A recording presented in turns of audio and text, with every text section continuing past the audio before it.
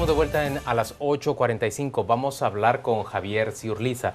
Él es peruano, quien dirige la organización del Crisis Group Internacional para América Latina y el Caribe. Esta organización ha hecho un análisis del papel y el rendimiento que ha tenido la Comisión Internacional contra la Impunidad en Guatemala.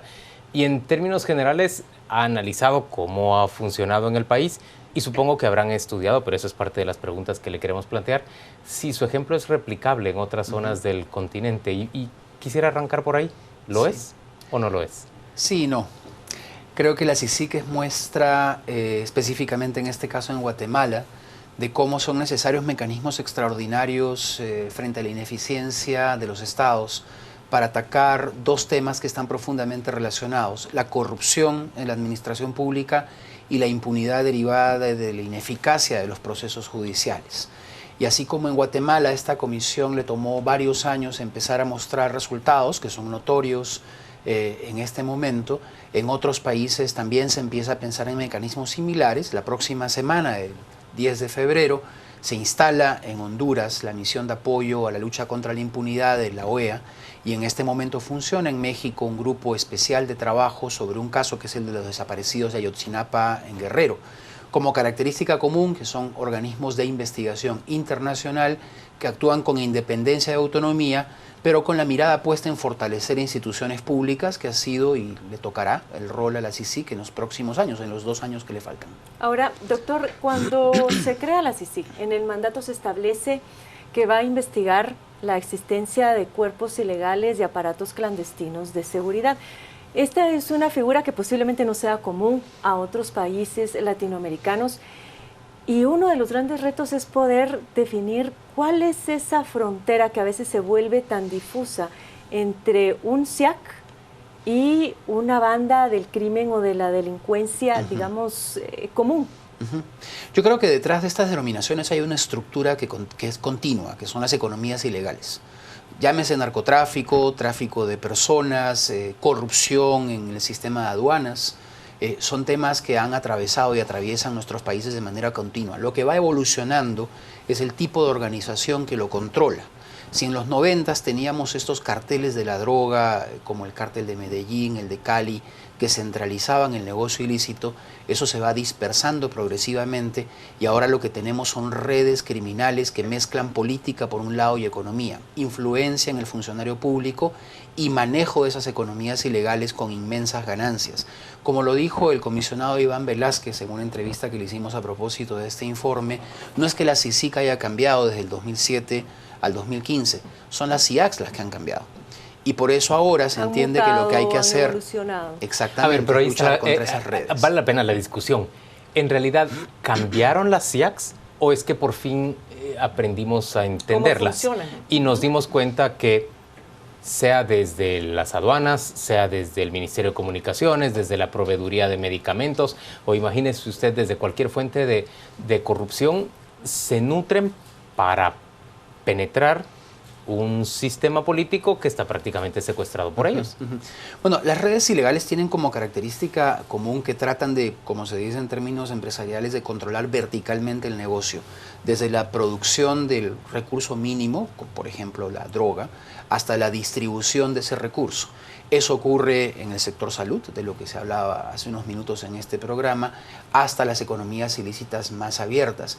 Lo que ha cambiado es que estas ya no están tan centralizadas como hace 10 o 15 años, sino que se empiezan a dispersar, producto de una actitud de resistencia frente a una mayor capacidad de los estados para enfrentarlas, pero también producto de que el sector público se vuelve mucho más descentralizado. Entonces la red ilegal persigue el dinero y persigue allí en donde hay más subsidio del Estado, en donde hay más posibilidades de corrupción. Y también una volatilidad del sistema político guatemalteco, digo, del sistema de partidos, en el sentido que ninguno repite y cada 4 años, en términos generales, tiende a variar la camarilla que quiere llegar a usufructuar pues todos estos negocios de los que estamos hablando. Entonces, se recomponen esos grupos. Y esa es la principal limitación de mecanismos como CICIG.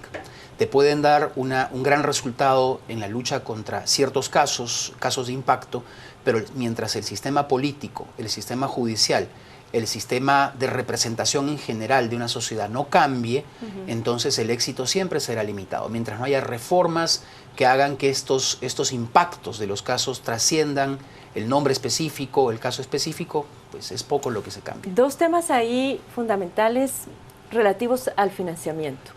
Uno, la independencia de un organismo como la CICIG, independencia económica también, porque siempre se generan sospechas de que la CICIG puede estar a favor de determinados gobiernos, específicamente del gobierno de Estados Unidos, y eso han sido los señalamientos permanentes de quienes nunca han estado de acuerdo con la creación de la CICIG.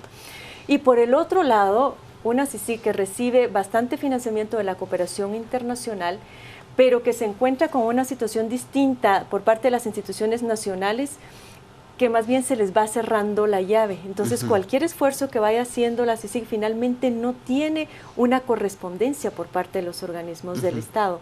De estos aprendizajes, ¿arroja algo el estudio? ¿Qué recomendación en concreto se da? En el caso de la CICIG es muy particular. Es un producto histórico guatemalteco. Es una apuesta a cumplir parte del sueño de los acuerdos de paz de 1996, en donde se mencionaban a las CIACs claramente como una tarea de la transición que quedó pendiente durante muchos años. La verdad es un remiendo a esos acuerdos de paz. Es tratar de rescatar una parte. Cumplimiento parcial. Ciertamente hay muchas otras cosas que han quedado en el tintero. Lo que quiero decir es que esto no fue un invento de Estados Unidos. Esto fue, a nuestro entender, una expresión de la sociedad civil guatemalteca, de que los mecanismos judiciales no estaban funcionando, que se necesitaba una estrategia de choque, no solamente contra la corrupción cotidiana, sino contra redes que estaban copando el Estado guatemalteco. Es cierto, sin embargo, que otro límite de estos mecanismos, incluyendo la CICIG, es que mientras sea solo la comunidad internacional la que financie y pague la cuenta, el Estado nunca se podrá hacer cargo de todas las consecuencias de ese mecanismo, y su eficacia durará lo que dure ese mecanismo. Pero es dable pensar que en una sociedad con un modelo político tan subdesarrollado, por decirlo de alguna manera, la CICIG va a poder trasladar sus capacidades y sus convicciones a las instituciones nacionales y que vamos a poder mantener, digamos, el mismo nivel de fiscalización que se mantiene en ese momento hacia el final del periodo del actual gobierno, digamos, si ya no está la CICIG para entonces. Yo creo que mirado desde afuera, yo sé que a veces desde adentro el panorama puede ser un poco más pesimista, pero mirado desde afuera los logros de la CICIG son muy importantes, no solamente en el número de personas que han sido encarceladas y la entidad de los casos que ha tratado, sino también de logros tan importantes como haber conseguido que en el Ministerio Público haya unidades depuradas de fiscales comprometidos, que se discute en este momento una reforma judicial, que es otro de los temas pendientes del acuerdo de paz, y que se discute la necesidad de tener una policía técnica y científica que conduzca investigaciones criminales con éxito. Creo que el principal éxito de la CICIG ha sido incentivar los cambios institucionales para que por lo menos a modo de islas que se van formando archipiélagos y que pueden interconectarse, la lucha contra la impunidad sea un tema nacional y no solamente internacional. Javier, pero vista los resultados de la CICIG en 2015, es que yo no veo a Juan Orlando Hernández en Honduras o al presidente Sánchez Serén o no digamos al presidente Daniel Ortega. En México jamás se pensaría en una cosa así. En realidad este es un modelo muy difícil de replicar. Como tampoco en el 2005-2006 se pensaba que era posible tener una CICIG como la que Guatemala tiene ahora. Yo creo que eso se va construyendo poco a poco. La CICIG es un modelo difícilmente implantable al 100%. Creo que cada país tiene su proceso político. De nuevo, en Guatemala el sentido de transición y continuidad con los acuerdos de paz tiene que ver con lo que es CICIG ahora. En el caso de Honduras probablemente eso sea más difícil, una sociedad que incluso es más desigual, más feudal que Guatemala, pero creo que la MASI, esta misión de apoyo a la lucha contra la impunidad en Honduras puede abrir ciertas brechas. No será fácil, habrán, como lo ha ocurrido en Guatemala, muchas contradicciones. Lo importante es ganar esos espacios y empezar a convencer que sí se puede. Ese es el mensaje más importante de estos mecanismos, ¿no? El poderoso que podía corromper y pasar impune, ahora tiene una mayor posibilidad de pagar sus culpas. Me llama la atención de este estudio, me llamó la atención en particular una de las recomendaciones que apuntaba a evaluar con indicadores el desempeño de la CICIG. Y esto me llama la atención porque siempre existe la pregunta de quién vigila al vigilante o quién vigila a quien está desde el panóptico en este caso. ¿Cómo lo ven ustedes y cómo esto podría hacerse? ¿Esta construcción de indicadores al final tendría que ser una evaluación realizada por Naciones Unidas o quién tendría que hacer? Ciertamente Naciones Unidas, quien auspició a este órgano, deberá en este último tiempo hacer un balance mucho más objetivo y con estos indicadores de los éxitos de la CICIG, que no deben ser medidos solamente por el número de casos y número de personas procesadas, sino también con indicadores cualitativos que tienen que ver con las reformas legales e institucionales que la CICIG promueve. Hay una parte que no va a depender de la CICIG. Y la trascendencia de los procesos que se están desarrollando en términos generales. Digamos que algunos de los casos que está desarrollando la CICIG tienen una trascendencia pues tan grande como, por ejemplo, venir a sustituir a un presidente de la República o encauzar a un presidente de la República y demostrarle a la ciudadanía que simple y sencillamente es posible que la ley aplique incluso para la persona que es considerada con mayor, que concentra mayor poder político en el país. ¿A eso se refiere usted cuando dice que es necesario hacer análisis cualitativo también, no solo numérico? El efecto simbólico del procesamiento de la vicepresidenta y del presidente ha sido enorme, no solamente en Guatemala, sino en toda América Latina. Pero yo creo que los éxitos de la CICIG se deben medir también por un cambio de cultura institucional. En la medida en que los funcionarios públicos guatemaltecos sientan de que hay una supervisión clara y directa sobre lo que hacen y que entonces hay un accountability, una rendición de cuentas, entonces sí podremos hablar de éxitos más duraderos. La pregunta de un guatemalteco escéptico es ¿cómo nos aseguramos de que hay convicción real en esas instancias y no están solo actuando de la manera que se espera que actúen mientras están siendo vigiladas? Es una pregunta importante, sin embargo creo que una respuesta parcialmente positiva es el hecho de que al menos las dos últimas cabezas del Ministerio Público han tenido una actitud mucho más proactiva que no ha necesitado en todos los casos de la CICIG para actuar. Eso es un campo que se ha ganado, que hay que preservarlo, que obviamente si la CICIG se va mañana, por eso el gran temor durante la última etapa del gobierno de Pérez Molina, que la CICIG se podía ir y que todo esto se caía. La CICIG tiene ahora una oportunidad dorada. En este momento es una entidad prestigiada, con apoyo de la mayor parte de los guatemaltecos, con recursos y capacidades. Pero con un mandato que termina en el 2017. En el 2017. La pregunta es cuánto tiempo más se requiere una CICIG para Guatemala. A eso iba justamente. ¿No? ¿Cuánto tiempo cree usted? Y se lo pregunto tampoco también, es deseable tenerla permanentemente. Tampoco es deseable tenerla permanentemente, pero también existe el riesgo de que cuando se van haciendo muy largas en el tiempo, se les van sumando actividades o responsabilidades a sus mandatos y los países se van volviendo más bien más dependientes. Eso es un riesgo y por eso creemos que la CICIG debe transitar progresiva y lentamente de administrar un número determinado de casos a impulsar un número determinado de reformas, de modo tal que aquello que avanza la CICIG tenga esa continuidad que todos esperamos. Otra pregunta, doctor, es, ustedes hacen unas recomendaciones para el nuevo presidente de la República. Acaba de tomar posesión y en concreto ustedes mencionan el rol que él tiene en cuanto a la justicia. Para algunos dicen, no, el Ejecutivo no tiene que meterse en temas judiciales, no le corresponde, pero sin embargo ustedes sí piensan que debe de hacerse algo. ¿Qué es ese algo?